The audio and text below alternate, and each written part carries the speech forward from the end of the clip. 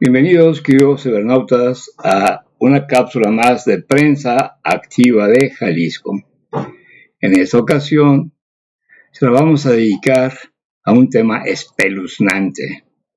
Sí, muy espeluznante. El asunto que está caliente, que es la gobernadora de Chihuahua. Pero antes vamos a hacer una pequeña reseña histórica de la derecha y la ultraderecha en el mundo y cómo es que aquí en México se está dando esta situación. Aquí estamos atrás en el estado de Chihuahua. Como ustedes bien se imaginarán, pues Chihuahua es uno de los estados colindantes con los Estados Unidos de América. Pero a pesar de ser colindante, no deja de ser territorio mexicano.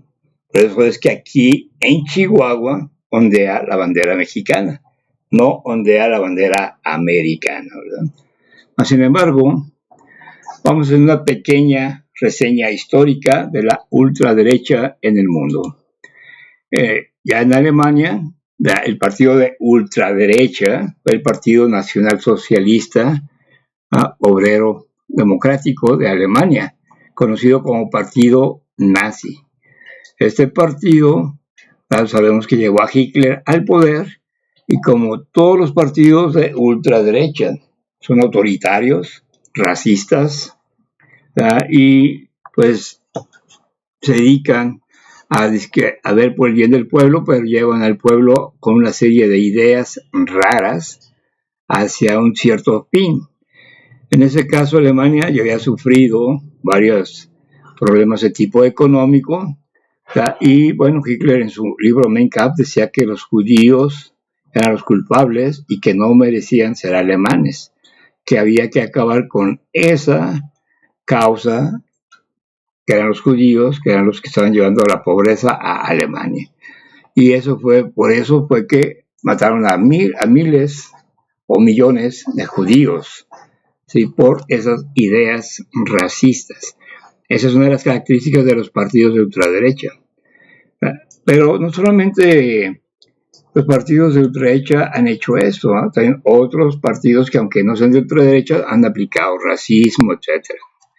Aquí vemos a Hitler, que de una manera o de otra, él extrapoló todo lo que el pueblo alemán tenía. Dice Erich Fromm: si un pueblo está enfermo, tiene neurosis, su líder también debe tenerla, pero de una manera tal que refleja la pudredumbre o la enfermedad de la sociedad.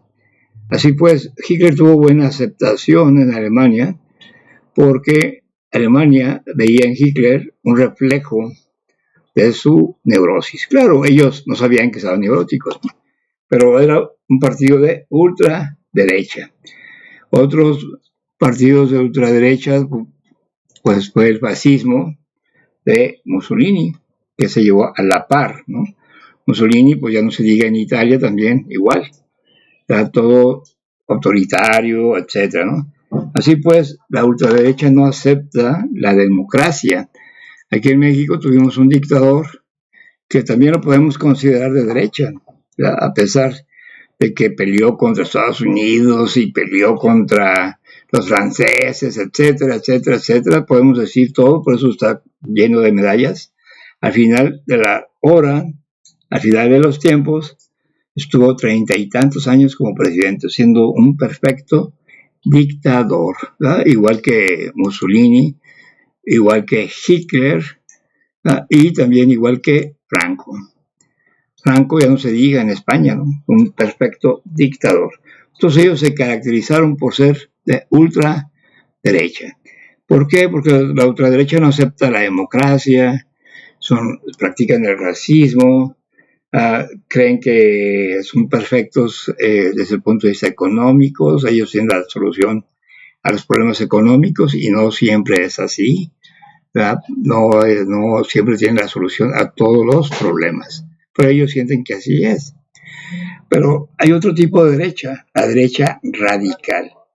La derecha radical no tiene nada que ver con la ultraderecha.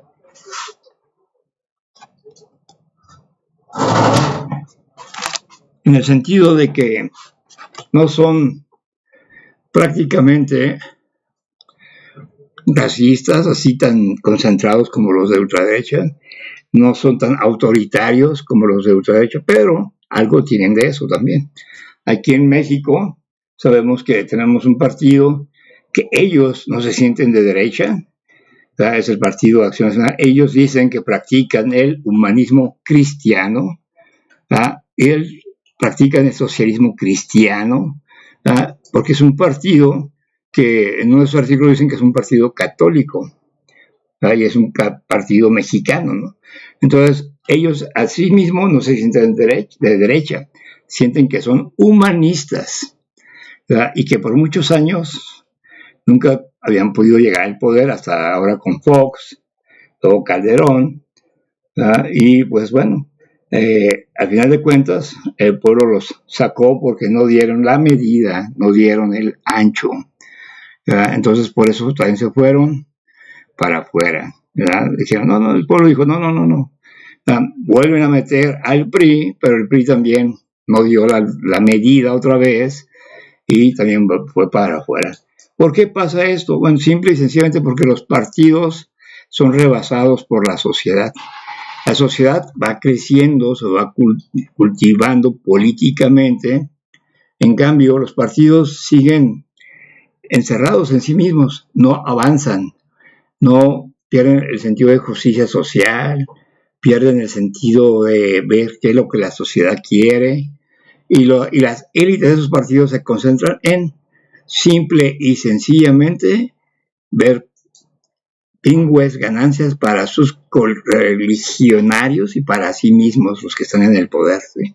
Olvidando que son partidos porque la sociedad los mantiene, porque les da dinero para sus campañas, para sus gastos, ¿sí? Y sin embargo no son recíprocos con el pueblo, ¿no? Esto es gran parte de lo que pasa, ¿no? Sin embargo, con todo y esto, los partidos, algunos todavía no han desaparecido, como el PRI, como el PAN, como el PT. Entonces, ¿qué está pasando? Bueno, pues que parte de la democracia mexicana es tener esos partidos para que hagan contrapeso. Pero ese contrapeso debe de ser bien razonado, bien planeado, no hacer contrapeso a lo tonto, como lo han venido haciendo últimamente el PAN y el PRI, con puras tonterías, mentiras, etc. Yo sé que están ardidos porque no han podido llegar al poder últimamente, o porque han perdido el poder que tenían, pero es que lo han perdido porque no han entendido el cambio social que se ha dado en nuestro país. Eso es todo. Si ellos entendieran bien los cambios de nuestra sociedad, pues simple y sencillamente el pueblo volvería a votar por ellos, pero no es así. Entonces perdieron credibilidad. Cuando llega Morena, claro que para ellos fue un coraje y una sorpresa tan tremenda, ¿no? Porque no lo esperaban. Pero vuelvo a repetir, no han entendido los cambios en la sociedad. La sociedad es cambiante, va cambiando, va avanzando. Sí, los partidos se han estancado, han sido rebasados. Y que camarón que se duerme, se lo lleva a la corriente, dice el refrán. Ellos se durmieron en sus laureles y se los llevó la corriente, por no decir latis, nada, ¿no?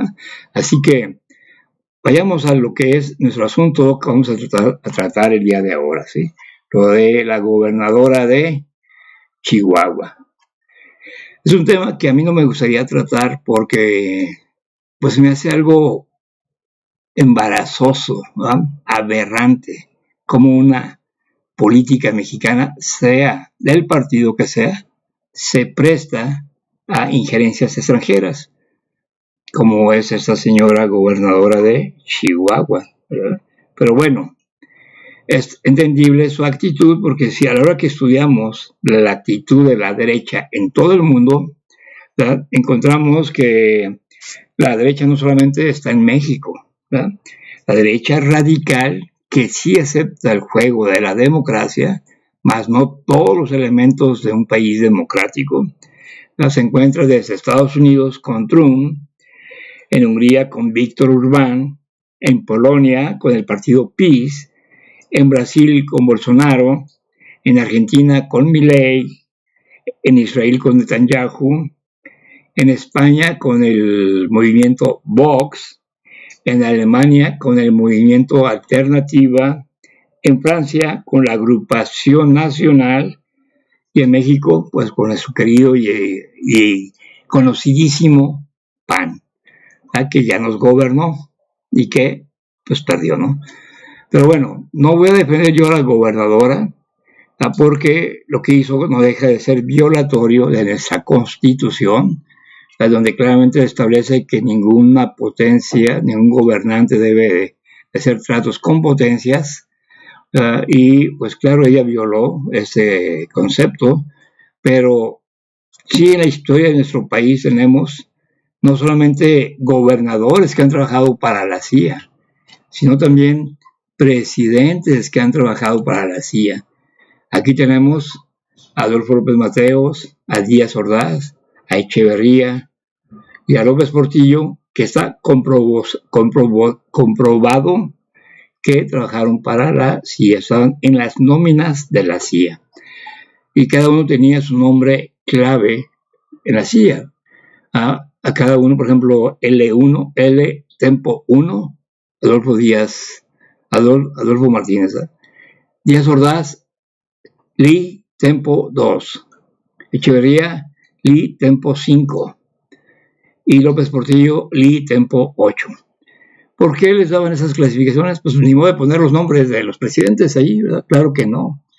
Esos archivos caen en manos de alguna persona que no es de la CIA y pues inmediatamente se armaría un escándalo. Sin embargo, hay estudiosos de la CIA, hay gente que de una forma u otra tiene anexos con gente de la CIA y saben cómo está la situación. Entonces, no es la primera vez que una gobernadora o un político mexicano trabaja para la CIA. Claro, que imagino que ella la han de tener en nóminas, ¿no?, de la CIA. Y claro que trabaja para la CIA violando la Constitución de México. Pero aquí tenemos esos presidentes, todos del PRI, todos. Todos esos fueron agentes de la CIA, siendo presidentes, imagínense, comandantes del ejército, agentes de la CIA. ¿Por qué se les dice agentes? Porque reciben salario de la CIA por hacer lo que la CIA les pide. Y claro, ellos gustosos agarraban la lana y hacían lo que la CIA les pedía. Simplemente aquí tenemos el caso del movimiento del 68. ¿Por qué se hizo ese movimiento? Pues por Echeverría y por Díaz Ordaz. Y claro, pues lo hicieron porque estaban recibiendo órdenes de sus patrones de la CIA. Sí, esos desaparecidos en los campos tiburoneros, en los lugares tiburoneros de allá de Acapulco, cientos de desaparecidos estudiantes por órdenes de la CIA también. Hay que recordar que el papel de la CIA es cuidar los intereses de los Estados Unidos y en nuestro país o el país donde ellos están, si no están acordes o alineados, como se llama, a los intereses de los Estados Unidos, provocarles desmadre, provocarles caos, provocarles un golpe de Estado.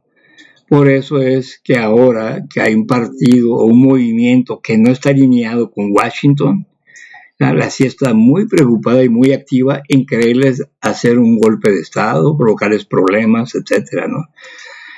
Por eso es que nuestra querida gobernadora de Chihuahua, pues sí la regó.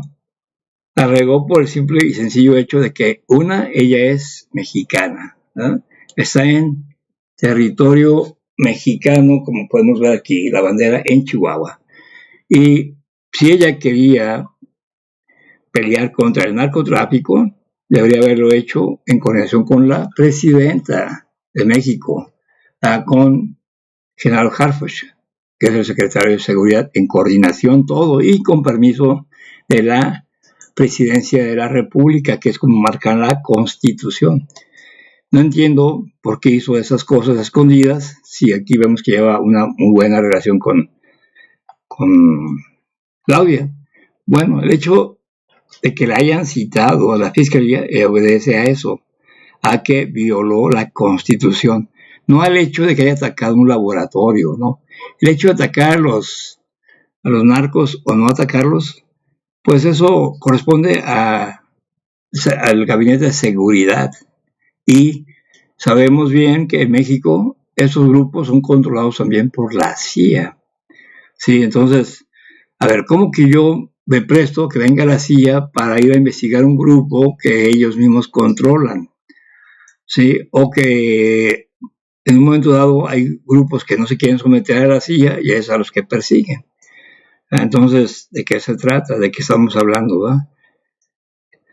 En lo personal, sí es bueno que se persiga el narco y todo lo que ustedes quieran, pero con las reglas debidas, siguiendo y respetando el derecho.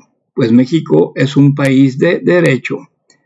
Así que esperemos a ver qué pasa con esta citación que la Fiscalía le hizo a Marus Campos, gobernadora de Chihuahua. Al final de cuentas estamos en México, en el país donde no pasa nada. Ustedes lo verán. Y cosquillas le van a hacer, como a muchos políticos y como a muchas gentes que han estado en el poder, han robado, han fraudeado, han hecho y deshecho, y nadie les ha hecho nada. Ese es nuestro lindo y querido México. Ok, hasta luego. Nos estamos viendo, nos vemos en la siguiente cápsula que se la voy a dedicar a la señora esa Ayuso que vino de España, ¿verdad? Y que es también de derecha, ya sabemos. Y claro, la derecha está atacando a la izquierda, en este caso a la 4T en México. Son golpes bajos, como así le podemos llamar. Hasta luego.